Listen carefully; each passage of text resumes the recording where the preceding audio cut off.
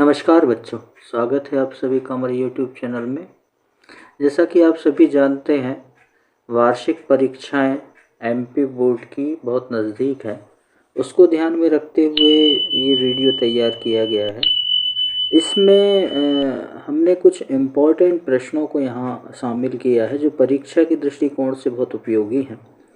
चलिए हम देख लेते हैं वो कौन से क्वेश्चंस हैं। सबसे पहले हम यहाँ देखते हैं ब्लूप्रिंट। जैसा आप स्क्रीन पर देख रहे हैं कि इसमें वास्तविक संख्याएं जो हैं वो 6 अंक की हैं, अर्थात इसमें क्वेश्चंस का विभाजन इस प्रकार किया गया है। अंक विभाजन में 1 अंक के 2 प्रश्न हैं और 2 अंक के 2 प्रश्न हैं, अर्थात कुल अंक जो हैं वो 6 हैं। आगे बढ़ते हैं। पहले हम एक एक अंक के प्रश्नों को यहाँ देखेंगे। जैसा आप स्क्रीन पर देख रहे हैं, पहला जो एक एक अंक का प्रश्न है वो है सही विकल्प चुनिए। में 96 और 404 का SCF होगा, तो इसका आंसर है बी।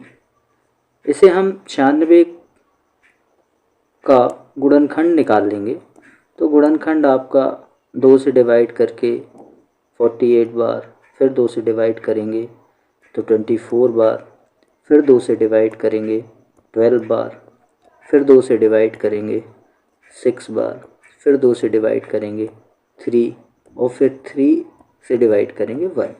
अर्थात इसके जो गुणनखंड हैं वो हमें मिलेंगे 2 into 2 into 2 into 2 into 2 into 3। ठीक इसी प्रकार 404 का हम करेंगे तो हमें मिलेगा 2 से डिवाइड करेंगे 2 2 ज़ा 4, 2 2, फिर 2 से डिवाइड करेंगे 1 0 1, और इसमें अब 101 से ही डिवाइड होगा ये। तो इसका जो गुणनखंड हमें मिलेगा वो मिलेगा 2 इंटू 2 इंटू 101। यहाँ पर हम कॉमन देखेंगे, जो दोनों में उभयनिष्ठ है वो हमें मिलेगा 1 2 और दूसरा 2, अर्थात कुल मिलाकर 2 2 यहाँ पर हमें मिलेंगे। तो इन दोनों 2 का गुणनफल ही हमारा SCF होगा, अर्थात 2 इंटू 2 4। तो हमारा आंसर होगा 4। अगले प्रश्न पर चलते हैं। ठीक इसी प्रकार आगे के प्रश्नों को भी हम हल करेंगे। 12 और 15 का SCF, तो 12 के गुणनखंड कर लेंगे और 15 के कर लेंगे, तो हमें SCF कितना मिलेगा 3। तीसरा प्रश्न है, दो संख्याओं का गुणनफल 32 तथा उनका LCM 8 है, तो उनका SCF ज्ञात कीजिए। तो इसका फार्मूला होता है कि दोनों संख्याओं का जो गुणनफल होता है वो LCM और SCF के गुणनफल के बराबर होता है। अर्थात यदि हमें SCF ज्ञात करना है तो LCM जो भी हमें मिला है उससे भाग दे देंगे दोनों संख्याओं के गुणनफल को। अर्थात यहाँ पर हम देखेंगे कि 32 को हम 8 से डिवाइड कर देंगे तो हमें मिल जाएगा 4। तो इसका आंसर भी हमें क्या मिलेगा 4 मिल जाएगा। तो इसमें फार्मूला लगा हुआ है, उस फार्मूले का यूज करना है और उसके सहारे इसको हल कर लेना। अगला हम देखते हैं प्रश्न क्रमांक 4। इसमें कहा गया है 4 और 7 का महत्तम समापवर्तक यानी SCF होगा। तो 4 का गुणनखंड हम निकालते हैं तो हमें मिलता है 2 इंटू 2, और 7 का गुणनखंड निकालते हैं तो 7 इंटू 1। तो अर्थात यहाँ पर कोई कॉमन संख्या नहीं मिलती है, तो हमें यहाँ पर केवल कॉमन संख्या 1 ही प्राप्त होती है, अर्थात इन दोनों का SCF होगा 1। आगे बढ़ते हैं अगले प्रश्न की तरफ। अगला जो प्रश्न है वो है संख्याएं 5, 15, 20 के LCM और SCF का अनुपात होगा। तो यहाँ पर हम पहले SCF निकाल देते हैं। तो इन तीनों संख्याओं में HCF जो है वो होगा 5। LCM निकाल लेते हैं, तो LCM हमारा मिलता है, एक साथ रखकर हम निकाल सकते हैं 5 15 और 20। इसको हम 5 से डिवाइड कर देते हैं। 1 3 4। इससे ज़्यादा ये डिवाइड नहीं होता है, अर्थात इनका हम मल्टीप्लाई कर लेते हैं, गुणा कर लेते हैं। 5 एकम 5, 5 दिया 15 और 15 चौके 60, अर्थात इसका एलसीएम जो है वो निकल कर आ जाता है 60।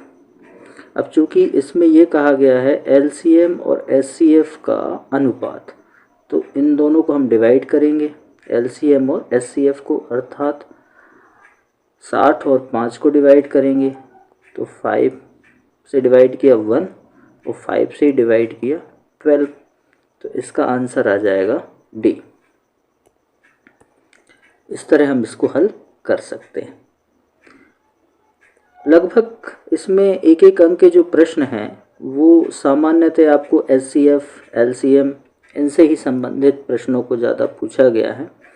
अगला प्रश्न देखते हैं, निम्नलिखित में से कौन सी संख्या अपरिमेय है। तो यहाँ पर हम देखते हैं कि करणी 2 भी अपरिमेय है, करणी 3 भी अपरिमेय है और करणी 5 भी अपरिमेय है, अतः ये तीनों ही कैसी संख्याएं हैं, अपरिमेय। इसके बाद हम देखते हैं 7वां प्रश्न, 12, 15 और 21 का एलसीएम। तो सेम प्रोसेस वही करेंगे जैसे हमने 5, 15 और 20 के एलसीएम के लिए की थी। 12, 15 और 21, इन तीनों को हम डिवाइड करेंगे, तीनों को भाग देंगे। तो ऐसी कोई संख्या से भाग देंगे, शुरुआत हम 2 से ही करते हैं, तो 2 से हम डिवाइड करेंगे, 2 से केवल 1 में ही भाग जाता है, इन 2 में नहीं जाता है, तो हम अगली अंक लेंगे 3। 3 से डिवाइड किया, 3 चौके 12, 3 से 3 5 15, 3 से 3 7 21। इन सब का गुणनफल कर लेंगे क्योंकि इससे ज़्यादा ये डिवाइड नहीं होगा। तो 3 चौके 12, 12 पंजे 60 और 6 7 42, अर्थात हमारा आंसर होगा 420। इस तरह हम प्राप्त कर लेंगे।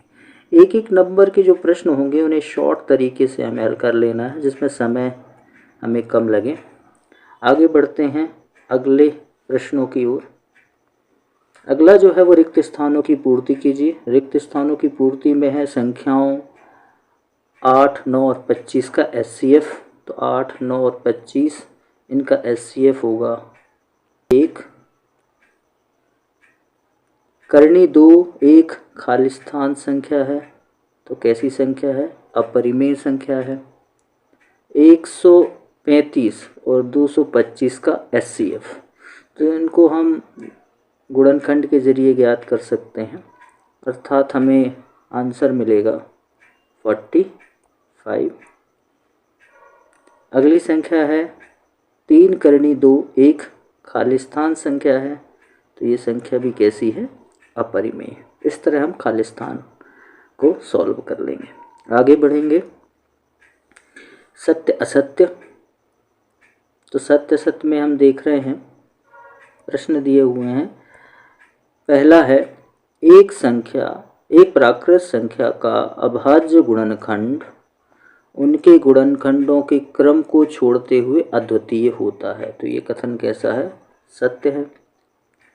दूसरा कथन देखते हैं, प्रत्येक अपरिमेय संख्या एक वास्तविक संख्या होती है। ये कथन भी कैसा है, सत्य।